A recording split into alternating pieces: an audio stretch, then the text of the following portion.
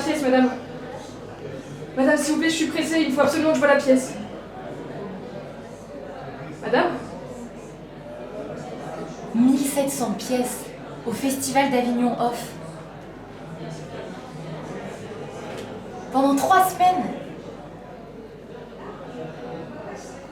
Par jour. Ok, ciao, benvenuti all'off del Festival di Avignon 2025. Dobry wieczór, jesteśmy w ostatnim tygodniu festiwalu w Avignon. Willkommen auf dem Festival Avignon Off 2025. À Avignon Off 2025, on peut aussi croiser de véritables monstres. Adolphe, Benito, Joseph, ou encore une autre impératrice.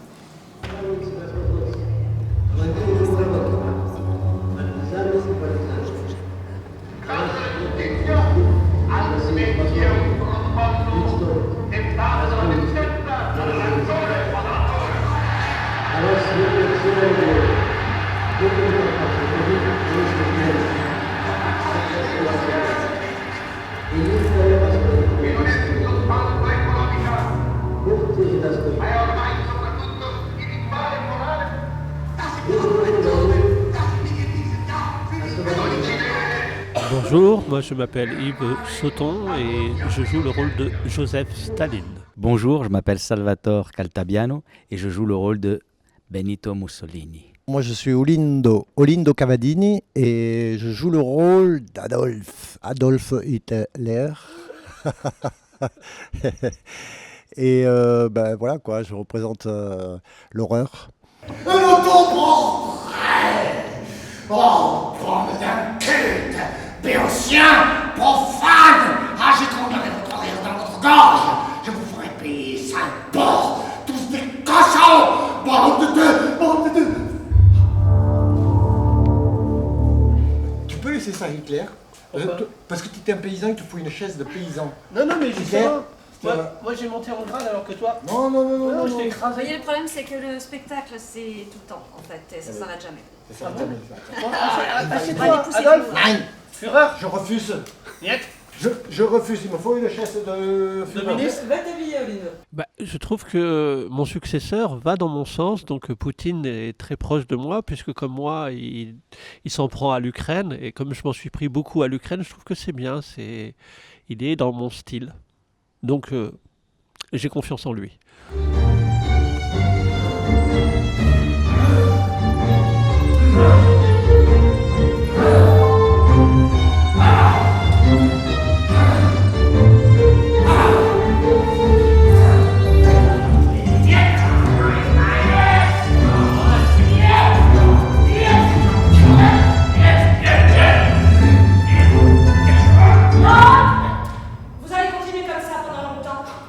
C'est lui qui a commencé. Il m'a traité de planchard. Ils veulent diriger le monde. Ils ne savent même pas se contrôler. Vous non plus, apparemment.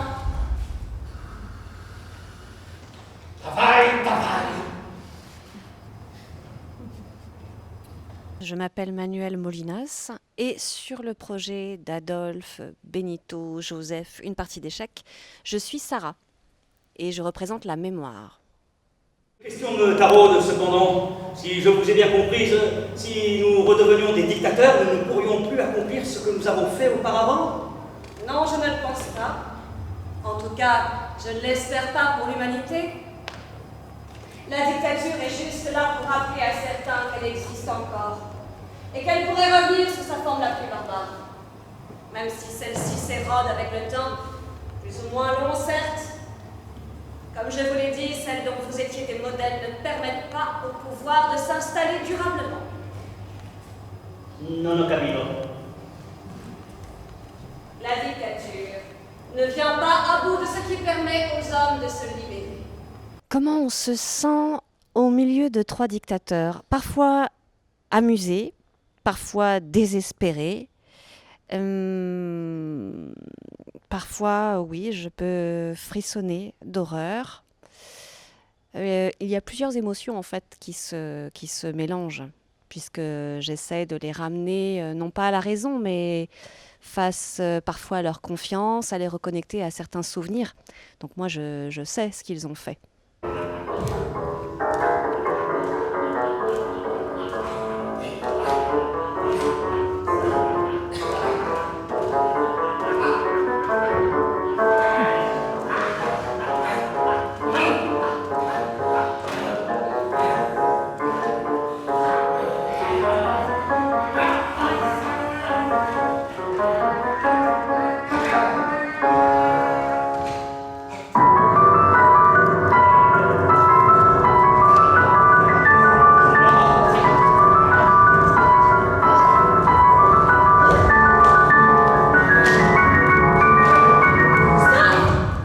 fait, c'est au public de voir un petit peu s'il y a des similitudes, s'il y a une continuité, comme disait Yves, ou pas, s'il y a une succession. Bien sûr qu'on fait référence à... Enfin, Yves, dans son écriture, il a parlé du passé pour mieux parler du présent, peut-être, ou en tout cas pour questionner le présent. Et voilà, ce Benito Mussolini, d'ailleurs, qui est un peu c'est lui qui a inventé le fascisme. Hein. Le mot fascisme, ça vient de faisceau, en fait. C'est lui qui a inventé le faisceau. Et après, Adolphe l'a imité, puis l'a dépassé. Enfin, Hitler l'a dépassé après. Juste dire que c'est vrai qu'on parle des dictatures d'hier, mais les dictatures maintenant changent de forme aussi, donc il faut aussi se méfier des formes qu'elles prennent aujourd'hui. C'est un peu ça aussi que dit la pièce, c'est qu'il faut être vigilant, rester vigilant, parce que comme ils disent si bien, si vous vous occupez pas de nous, on s'occupera de vous. Alors c'est vrai qu'on parle de ceux d'hier, et effectivement c'est pour partager ça avec le public et le prisme, comment dire, de l'art, pour réfléchir, et non des médias, et non des politiques. Parce que c'est encore une autre réflexion avec les artistes. Et pour moi, ça a été un challenge énorme. Je vais terminer, faire court. Un challenge énorme parce qu'en tant qu'acteur, après Gans et après Chaplin, il fallait quand même se placer pour trouver son Hitler. Peut-être inspiré, je ne sais pas si vous connaissez chez vous en Allemagne, Louis de Funès et Chaplin, où je lui rends un peu hommage dans la pièce. Et ça a été là, à partir de là, j'ai dit oui, quoi. Et j'y suis allé, j'ai trouvé, grâce aussi avec le travail de Yves et d'autres collaborateurs, ce personnage-là, quoi.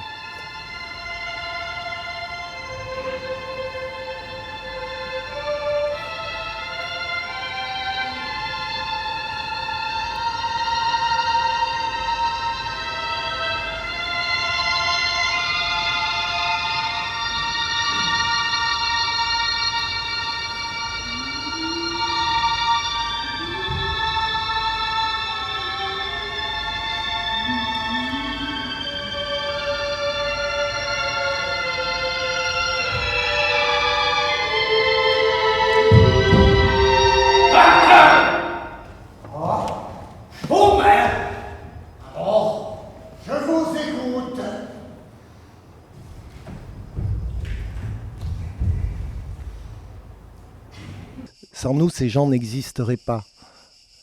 Comme ceux du passé, on s'est laissé manipuler par des pensées populistes, des mensonges, et on est arrivé à l'horreur, quoi.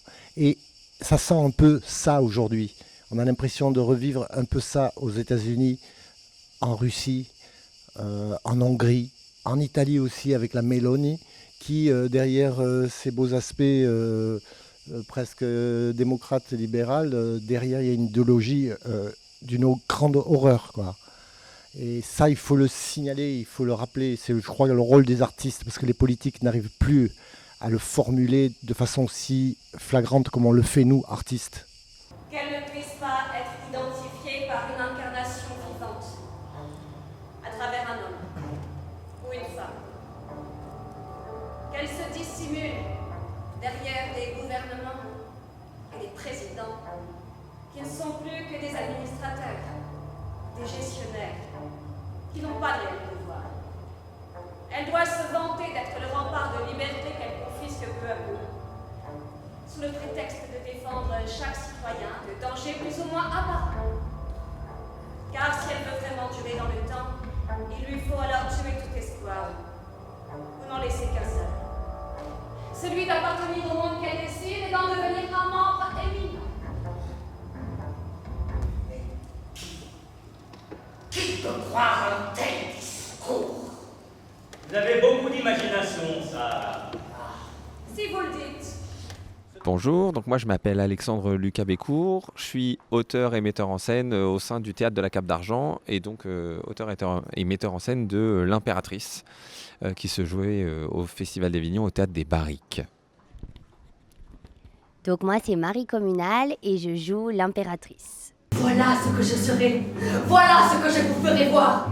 Des oiseaux privés de leur tour et du ciel. Oui, préparez-vous. Préparez-vous, car arrive le rouge.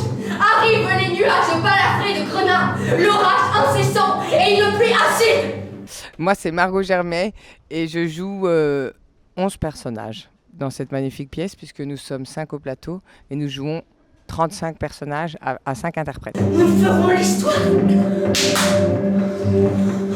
Oui, nous sommes l'histoire. L'histoire en mouvement. M'entendez-vous? Je suis la peur, je suis la mort. Et vous allez apprendre à m'aimer. M'aimer ou mourir. Votre amour sera le plus sincère, le plus dévoué, le plus entier. Il sera votre sauveur. Sans cet amour, vous mourrez. Sans cet amour, vous étoufferez. Sans cet amour, vous n'êtes plus rien, car je suis tout. Inclinez-vous devant la main qui tient votre souffle. Inclinez-vous, car j'agirai avec fureur. Je suis le loup, je sais qui dévorer, et je n'écouterai que moi.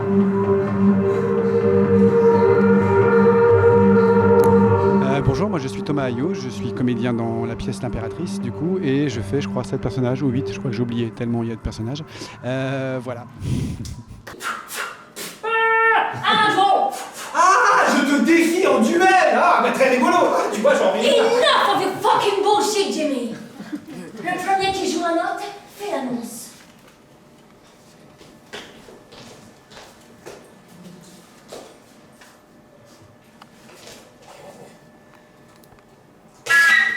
Nous sommes organisés de manière merveilleuse, c'est-à-dire qu'il y a une très belle entraide. On s'aide beaucoup en coulisses, donc c'est vraiment un véritable spectacle qui se passe dans les coulisses et auquel le public n'a pas accès. Donc il y a 2 spectacles en même temps. Notre reine et notre roi ont perdu la vie dans un accident de la route. Leur diligence aurait été percutée de le plein fouet par un dragon, en bas âge effectuant son premier vol. Par conséquent, et voies de fait, Éléonore, digne héritière du royaume des 2 soleils, sera couronnée ce midi. La présence de toute la ville est requise afin d'honorer notre nouvelle souveraine. Moi, j'ai un processus d'écriture qui est que je me mets pas devant mon ordinateur et j'écris et je fais des tests. Je laisse plutôt... Enfin, je mange beaucoup de choses, notamment beaucoup de jeux vidéo, parce que je suis un gros fan de jeux vidéo et geek. Et à un moment donné, je vomis la pièce, littéralement. C'est-à-dire que L'Impératrice, je pense qu'en tout et pour tout, je l'écris en 5 jours. C'est juste que j'ai écrit 2 jours, un premier tiers de l'histoire. Puis après, j'ai attendu 1 an, je crois. Il s'est passé un festival d'Avignon. Et en rentrant du festival d'Avignon, j'ai écrit pendant 3 jours non-stop chez moi, dans le noir, en mangeant des pizzas et en écoutant la même musique en boucle pendant 26 heures, je crois. Les rangers, non, on déteste ça, les voleurs. Déteste ça! Mieux vaut être de s'occuper de toi. S'occuper de toi.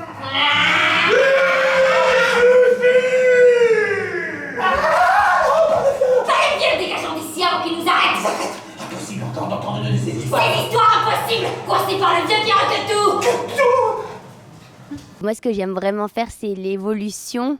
Au début, elle est bébé, donc elle n'a même pas conscience de royauté ou de quoi que ce soit. Mais elle évolue et c'est quelqu'un à qui on met trop de responsabilités trop tôt. Donc, c'est un peu subi aussi le fait d'être reine. Elle choisit pas grand-chose en fait. Et même quand elle devient impératrice, c'est parce que les circonstances lui imposent et elle subit plein de choses. Donc non, en sortant, je me sens pas reine. Mais par contre, c'est un rôle que j'ai un immense plaisir à jouer. J'arrivais pas à en parler, je croyais que j'aimais cette personne et elle s'est moquée de moi. Et une fois J'ai voulu m'exprimer mais ça a été pire et je me suis enfermée et après mes parents, sans que j'ai pu leur dire que je les détestais de m'avoir autant ignoré, que je les détestais d'avoir été bloquée dans leur façon d'être, de ne jamais avoir su s'ouvrir à moi, mais moi, j'ai fait exactement comme eux, j'ai reproduit ce que j'avais vu comme une idiote et je n'ai pas su leur dire que je les aimais, je les aime encore. J'ai l'impression que c'est pas possible qu'ils soient morts comme ça. Je ne me souviens même pas du dernier regard de ma mère, du dernier mot de mon père. Alors il a fallu que je détruise tout pour reconstruire, mais j'ai l'impression que j'ai toujours tout détruit, que rien ne dure jamais avec moi et que quoi que j'essaie de dire ou faire, je n'arriverai jamais à l'amour. Je le sens, ma nourrice, je l'ai vu dans ses yeux, elle ne me reconnaissait plus. Mais je n'arrivais pas à m'arrêter, il fallait que je détruise tout, absolument tout. J'ai tellement voulu disparaître. Je suis là à chercher à remonter à la surface, mais pourquoi faire en fait? Je détruis tout partout, je détruis tout, pourquoi remonter? Et donc on s'est connus à différentes promotions là, et on s'est tous vus un peu jouer les uns les autres. Et comme c'est une école où il n'y a pas vraiment de grosses barrières de première année, deuxième année, c'est très sympa pour ça. Il y a beaucoup de mélanges qui se font, et ça vient là. Et après, Alexandre a, je pense que c'est plus simple qu'ils disent comment il a agrégé les autres comédiennes. Oui, globalement, c'était un mélange de différentes promotions de Vitry. Et puis après, on a eu la chance que Juliette, qui est l'actrice principale de la première pièce, Pina, rentre à la classe libre, qui est une formation assez reconnue en France. Et grâce à Juliette, on a pu rencontrer deux autres comédiennes de la classe libre, Sarah Le Dinf et Margot Germet, qui est là. Et donc j'ai pu, moi, les voir jouer. Et après, c'est des coups de cœur, des envies de présenter le travail à ces gens-là. Et puis si ces gens-là ont envie de se lancer dans l'aventure avec nous, voilà. Mais c'est très humain aussi, il y a un truc très humain, c'est-à-dire qu'il y a le talent, il y a le travail, mais il y a aussi faire troupe. C'est-à-dire prendre des gens qui sont capables de construire une famille artistique ensemble, de se dire les choses, aussi bien artistiquement que humainement, même parce que c'est une grande aventure, quoi. C'est ça aussi le théâtre. Et puis c'est sur le long terme, vu que là on fait 7 pièces. L'idée, c'est d'être ensemble, même si on va forcément rajouter des nouveaux profils, des nouvelles personnes qui vont venir avec nous. On l'espère en tout cas, parce que ça voudrait dire que ça prendrait de l'ampleur. Mais c'est réussir à être ensemble, quoi. Alors, le contexte politique, quand même, moi, j'y pense pas à chaque fois que je joue, mais beaucoup, parce qu'il y a quand même un virage à l'extrême droite global en Europe et en France. Et ce texte parle aussi du fascisme et de comment on arrive au pouvoir et comment est-ce qu'on peut faire n'importe quoi quand on a trop de pouvoir. Donc, je sais que j'y pense souvent. Pour moi, c'est une pièce assez politique aussi, même s'il y a des parallèles. On ne parle pas de génocide de certains peuples, comme ça a été le cas dans l'histoire. On parle de génocide de dragons. Le mot n'est pas posé, mais on y pense. Moi, ça me fait beaucoup penser à ça aussi. Nous, on a une orientation qui est de travailler beaucoup sur la frontière entre la créature et l'humain, donc l'hybridation. Et pour ça, on travaille avec un créateur masque qui s'appelle Julien Donneau. Et avec lui, on discute beaucoup des créatures que j'ai en tête. Il fait des dessins. Et puis après, on scanne les masques, on scanne les visages des acteurs en 3D. Et après, il sculpte, lui, le visage des acteurs sur l'ordinateur. Donc c'est un processus assez nouveau qui permet de pousser de plus en plus loin la frontière entre l'interprète et la créature, puisque vous avez vu notamment dans la partie de l'entreterre, les lumières font qu'on est de moins en moins dans le détail et qu'on vient vraiment gommer la séparation entre le visage et le masque, quoi. Essayer de faire en sorte que ce soit de plus en plus immersif. Et là, c'est notre deuxième pièce. Sur la première pièce, on avait commencé déjà ce travail-là avec des masques en argile. Là, on passe une étape en allant sur de la pression en 3D avec de la résine et on espère de plus en plus avancer vers ça. Et donc il y a un gros travail du corps qui est effectué par les comédiens avant même le travail du texte, où on fait 1 mois, 2 mois de travail autour des créatures, autour de l'imaginaire, ce qu'on imagine de ces créatures. Et après, quand on arrive avec le texte, et on travaille les personnages purement, et les comédiens font leur travail de recherche, de rôle, de dramaturgie, voilà.